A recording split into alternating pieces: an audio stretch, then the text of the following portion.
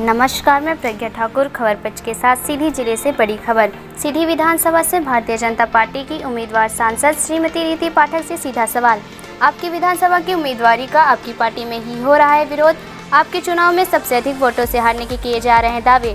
सांसद रीति पाठक ने कहा, कोई व्यक्ति मेरी जीत या हार का निर्णय नहीं कर सकता, जनता करेगी। पार्टी का निर्देश मेरा कर्तव्य, इतना कहूँ तो चलेगा। स्वाभाविक सी प्रक्रिया है। देखिए, भारतीय जनता पार्टी परिवार है और इस परिवार में जब कोई कार्यकर्ता काम करता है वो परिवार का सदस्य हो जाता है और हर सदस्य की इच्छा होती है, सपना होता है कि वो जहाँ पर हमारा वरिष्ठ पहुँचा है वहाँ पर हम कभी किसी न किसी दिन पहुँचे। निश्चित रूप से वो उसका अधिकार भी होता है और उसकी इच्छा भी होती है कि वो उस मांग को रखे, अपनी उस इच्छा का जाहिर अपने वरिष्ठों के सामने करे।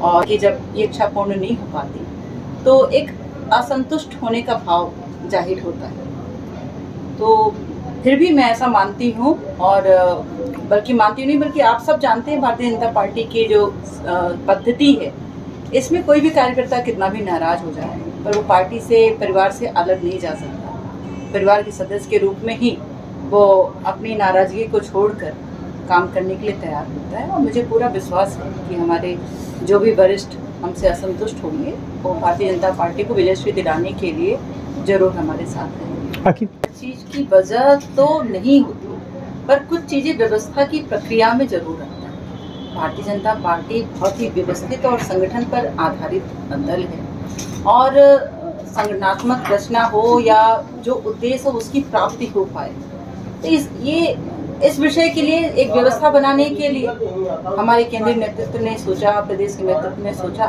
कि इन चेहरों को और इन कार्यकर्ताओं को लाया जा सकता है। तो भारतीय जनता पार्टी ने अपना निर्णय सुनाया और हम सब तो उस निर्णय का पालन करने वाले लोग।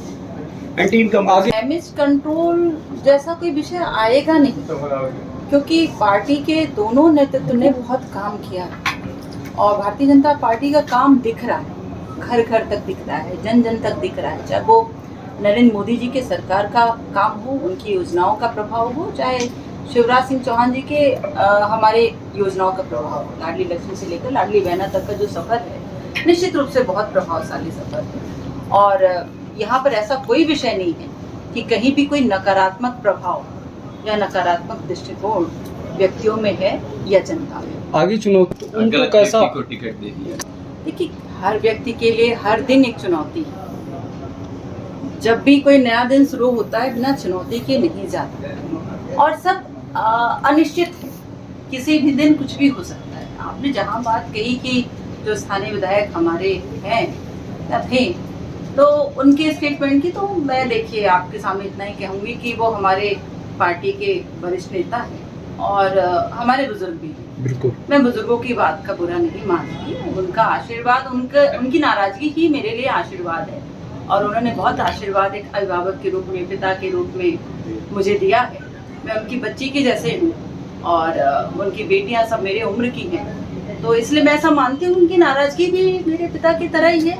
मैं उस नाराजगी को स्वीकार करती हूँ और उनका आशीर्वाद मुझे जरूर मिलेगा और ये बस क्षणिक है, फिर तो गुस्सा शांत हो जाना है और पार्टी के साथ आकर विजयश्री दिलाने में उनका सहयोग होना है, ये सुनिश्चित है। विधानसभा उनसे मैं अपील करना चाहती हूँ कि भारतीय जनता पार्टी के दोनों ही नेतृत्व ने, आदरणीय नरेंद्र भाई मोदी जी ने एक तरफ एक इतिहास बनाया है, उदाहरण स्थापित करें।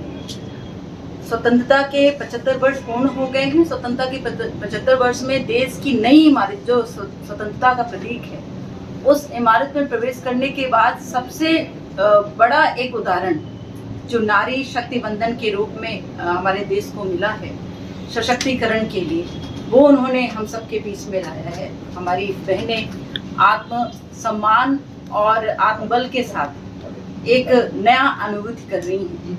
तो ऐसे कई ऐतिहासिक निर्णय, रामलला को मंदिर देने की बात हो, धारा 370 की बात हो, हमारे मुस्लिम बहनों को 3 तलाक से मुक्ति दिलाने की बात हो, अंतर्राष्ट्रीय स्तर पर हमारे देश के स्वाभिमान को बरकरार रखने की बात हो, यशस्वी करने की बात हो हमारे इस धरा को, भारत माँ को। और हमारे मध्य प्रदेश की मुखिया ने भी निश्चित रूप से बहुत काम किया है। लाडली लक्ष्मी से लेकर लाडली बहना तक का सफर ये जो है अब तक, वो सिर्फ और सिर्फ जनता के लिए है, जनहित के लिए है, हमारे क्षेत्र हित के लिए है और हमारे राष्ट्र हित के लिए है। तो आपके माध्यम से यही अपील है मेरी कि इस सफर में और देश के इस विकास में अपने जिले के, अपने क्षेत्र के विकास में अपना सहयोग करें और भारतीय जनता पार्टी को विजय श्री दिलाएं और आशीर्वाद दें। जानते हैं कि स्वतंत्र रूप से मैं जिला पंचायत अध्यक्ष बनी और मेरा मन, मेरा भाव भारतीय जनता पार्टी से पहले से भी जुड़ा था, आज भी जुड़ा है और आगे भी जुड़ा रहेगा। भारतीय जनता पार्टी का निर्देश मेरे लिए पत्थर की लकीर।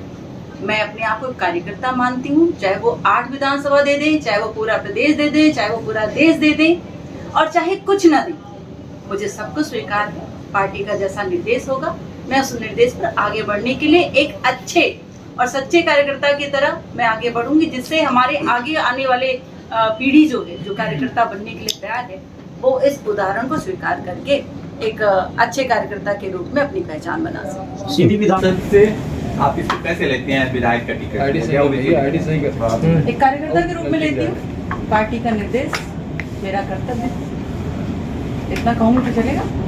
हाँ बिल्कुल चलेगा, पर आपको जैसे कई लोग आपके यहाँ इस्तीफे का दौर जारी है, असंतोष की बातें हैं, इसको आप कैसे फेस करें? स्वाभाविक सी प्रक्रिया है। देखिए, भारतीय जनता पार्टी एक परिवार है और इस परिवार में जब कोई कार्यकर्ता काम करता है वो परिवार का सदस्य हो जाता है और हर सदस्य की इच्छा होती है, सपना होता है कि वो जहाँ पर हमारा वरिष्ठ पहुँचा है वहाँ पर हम कभी किसी न किसी दिन पहुँचे। निश्चित रूप से वो उसका अधिकार भी होता है और उसकी इच्छा भी होती है कि वो उस मांग को रखे, अपनी उस इच्छा का जाहिर अपने वरिष्ठों के सामने करे। और इसलिए मुझे लगता है कि जब ये इच्छा पूर्ण नहीं हो पाती तो एक असंतुष्ट होने का भाव जाहिर होता है। तो फिर भी मैं ऐसा मानती हूँ और बल्कि मानती नहीं बल्कि आप सब जानते हैं भारतीय जनता पार्टी की जो पद्धति है, इसमें कोई भी अब जिस तरह की घटनाएं हैं उस तरीके से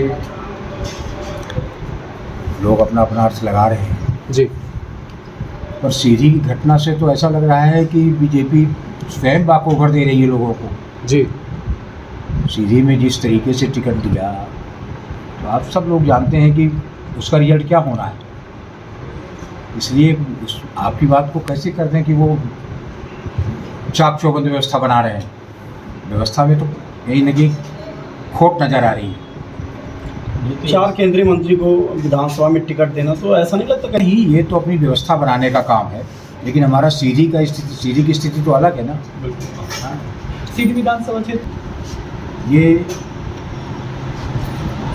एक अजीब पहेली है और इस पहेली को मैंने इसकी गेंद नेतृत्व के पाले में डाली कि आप जांच करके स्वयं निष्कर्ष निकालिए कि सीधी का टिकट किसके कहने पे दिया गया, उस कैंडिडेट का प्रस्तावक कौन था, उस कैंडिडेट के लिए किसने पहल की, कहाँ सर्वे हुआ, किसके यहाँ सर्वे हुआ। आप सर्वे पर, भारतीय जनता पार्टी सर्वे पर बहुत जोर दे रही, तो भाई सीधी के लिए वो सर्वे कब हुआ, किसने दिया?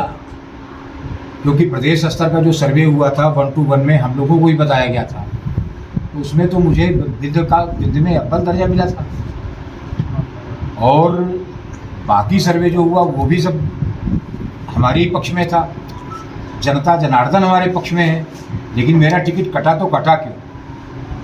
इस बात की जांच करने के लिए तो मैंने स्वयं पार्टी नेतृत्व से निवेदन किया है। अब देखिए क्या निर्णय होता है। आप इसको कैसे लेते हैं? षड्यंत्र की सफलता के रूप में लेता हूँ कि कोई न कोई षड्यंत्र हुआ और कोई न कोई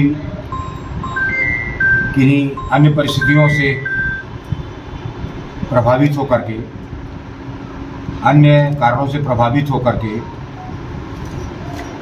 मेरा टिकट काटा गया है। यदि पार्टी आगे से अब तक आप लोगों के मिलने तक लगभग 1500 से ऊपर आदमी हमसे मुलाकात कर चुके हैं और जो विभिन्न क्षेत्रों के रहे हैं, सीधी विधानसभा क्षेत्र के भी थे और अन्य विधानसभा क्षेत्रों के भी थे। मैंने उनके आक्रोश को भाव से मैंने लोगों से निवेदन किया कि आप सब लोग ठंडे दिमाग से सोचिए 1 अक्टूबर तक सब लोग सोच के हमको अपना फैसला बता दीजिए। अर्थात 1 सप्ताह का समय मैंने लोगों से मांगा है और 1 अक्टूबर तक जब लोगों का फैसला आ जाएगा तब 2 अक्टूबर को उसमें निर्णय लेने में मुझे सहूलियत होगी और 2 अक्टूबर को तब गांधी जी की जयंती पर मैं निर्णय लूँगा और उसके अनुसार काम करूँगा। कहीं ऐसा तो नहीं गलत नहीं है और न कभी ऐसा ही सारा है। सीधी विधानसभा ठीक है, तो आशीर्वाद को बुलाएंगी। ठीक।